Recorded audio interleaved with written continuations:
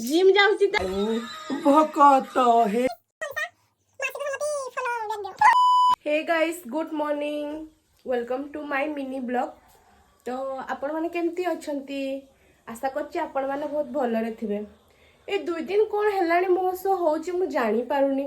जो छुआ 7-9 बाजले उठी पार नथला से छुआ बे 4टा राती उठी पडुची। सेमती हुए सडनली उठी जाओ राती 2टा 3टा मते टिके कहइबो मो सेमती होची कोन बे मु जानि पारुनी। आ गोटे कथा कहबी आज आपण मानकू आम बाड़ी पछाड़े गोटे कुकुर छुआ देछि एते सुंदर सुंदर कुकुर छुआ देछि। आज आपण मानकू देखेबी चलंतु देखिबा आम बाड़ी पटे आज कुकुर छुआ को देखेबी।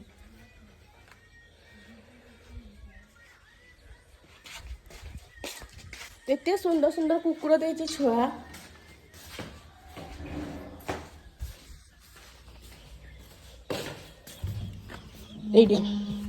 एठी ता माँ आसीनी एठी देखते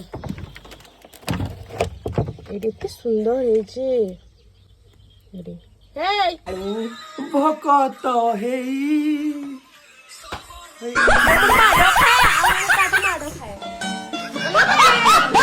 मार देगा